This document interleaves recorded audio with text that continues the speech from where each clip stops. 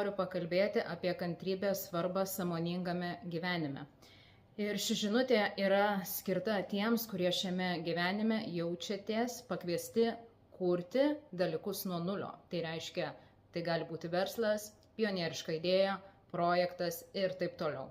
Tai reiškia manifestacija nuo nulio, nepriklausomai nuo aplinkos.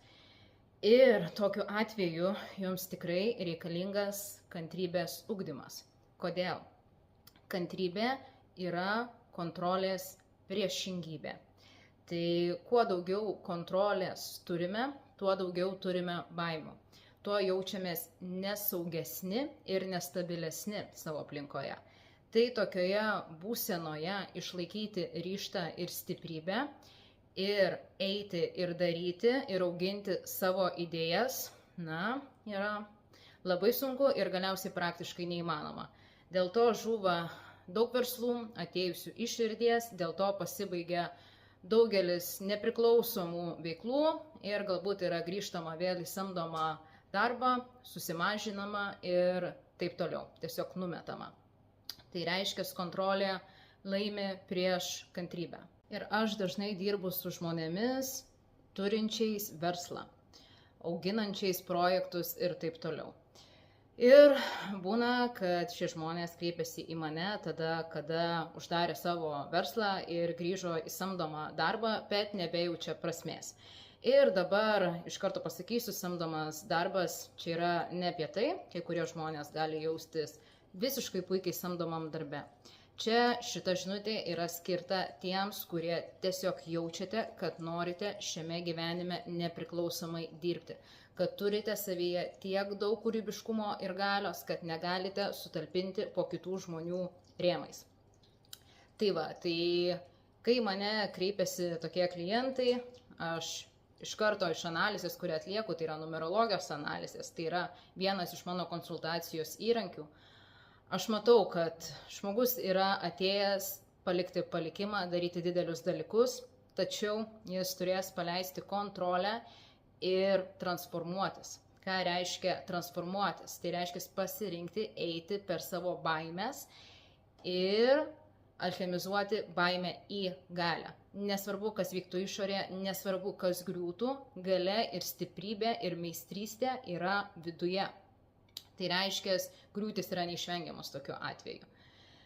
Ir kai toks žmogus sako, kad taip, pajamos yra puikios, darbo vieta irgi yra puikia, bet tiesiog nėra prasmės, aš puikiai suprantu. Ir tada aš paklausiu, dėl ko buvo uždaromas verslas. Taip, aš gaunu logiškas priežastis. Bet dažnai tai būna dėl to, kad buvo pasirinkta neberizikuoti, nebeklausyti savo širdies ir neprisimti didesnės atsakomybės. Tai reiškia, buvo pasirinkta baimė, nors buvo pasirinkimas. Tęsti, išlaikyti kantrybę ir eiti toliau, tikėti, bet nugalėjo kontrolė ir verslas buvo uždarytas ir buvo pasirinktas kelias grįžti į samdomą darbą.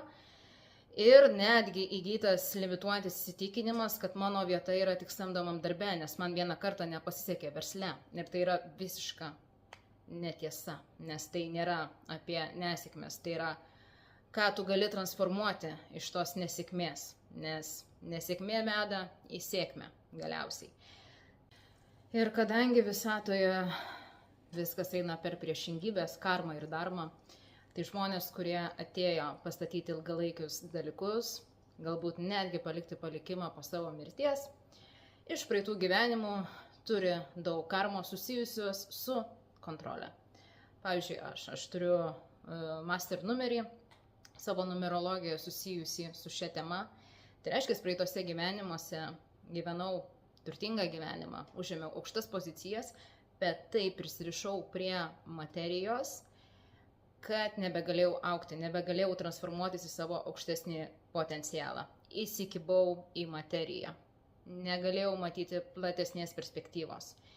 Nebetekau kantrybės, nebepasitikėjau dievišku laiku ir, aišku, neturėjau vidinio saugumo ir stabilumo. Viskas buvo įsigriebta tiesiog išorėje. Tai šiame gyvenime įsipirkinėjau tai labai stipriai ir kas, bet aš žinau, ką reiškia kantrybės ugdymas ir kontrolės paleidimas. Man gyvenime teko jau kelis kartus viską tiesiog paleisti, viską, ką sukūriau savo prakaitu ir, sakykime, krauju simboliškai, netekti visko ir pakilti vėl iš dugno. Tai reiškia netekti visos materialios kontrolės. Ir dalykus, kuriuos aš gyvenime pastačiau ir statau, yra dėl to, kad aš vis labiau ugdau kantrybę. Tai reiškia, aš kiekvieną dieną stengiuosi daryti tik tai, ką galiu ir eiti pagal savo širdies kvietimą, o ne kontroliuoti tai, ko aš negaliu suprasti iš savo žmogiškos perspektyvos. Ir mano paskutinė žinutė yra tiems, kurie šiuo metu pradinėjate kantrybę, nesuprantate, kas vyksta. Logiškai tai, kas vyksta, net nėra paaiškinama. Protas jums sako sustoti, tai nieko neduos, bet širdis kviečia tęsti toliau. Tai mano žinutė jums yra nepasiduoti ir išlaikyti kantrybę. Ir kiek galima labiau įsižeminti ir būti čia ir dabar ir pasitikėti. Priminimas. Dideli dalykai nėra pastatomi per naktį. Kodėl? Todėl, kad pagrindo nepastatysi per vieną dieną, tvirto ir stabilaus. Tai yra darbas reikalaujantis jėgų ir tęstinumo. Ir aš kalbu ne tik apie pagrindą išorėje, aš ypatingai kalbu apie pagrindą jūsų viduje. Tai reiškia apie jūsų stiprybę, galią ir išmintį. To, ko niekas netims, tai yra tikra meistrystė. Nes žmonės, kurie yra sukūrę milijoninius verslus, jų įmonė gali sugriūti per vieną dieną, bet niekas nesugrius jų viduje, jie pasisuks į kitą kryptį ir pastatys kitą imperiją, nes jie žino, kad viskas yra viduje, ne išorėje. Tai kuo ilgiau užtrunka jūsų statymas, jūsų manifestacijų, tų, į kurias kviečia jūsų širdis, tuo tikėtina bus didesnė jūsų sėkmė. Jūs turėsite stabilesnį pagrindą. Jokia audra jūsų neišjudins. Nes labai dažnai žmonių, kurie pasiekia sėkmę per vieną naktį, neturėdami jokio pagrindo viduje, viena audra ir viskas žlunga, viskas sugriūna. Nes viskas pastatyta ant labai plono ir netvirto pagrindo. Taigi tikėkite ir turėkite kantrybės, jeigu ten, kur einate, jūs kviečia širdis. Nes mes kaip žmonės daug ko nematome. Ir viskas vyksta tada, kada turi įvykti. Tai, kas jums skirta, jūsų neaplenks. Tai yra tai, ką jūs turite padaryti šiame gyvenime. Ir jeigu norite su manim susitikti asmeniškai, šiuo metu siūlau konsultacijų programą, kurią sudaro 3 elementai, tai yra numerologijos analizė. Jis yra absoliučiai netipinė, ypatingai gili ir atliepianti jūsų konkrečius poreikius. Taip pat tai, kas sklinda per mane intuityviai, kiekvienam asmeniškai ir praktinius patarimus. Aš esu daug ką išgyvenusi pati ir tikrai stipriai. Tai, ką aš kalbu, nėra tiesiog apie kažkokias iliuzijas. Tai yra tai, ką galime mes padaryti praktiškai šiame materialiame pasaulyje, nes atėjome apjungti dvasinį ir materialų. Tai ačiū Jums, iki.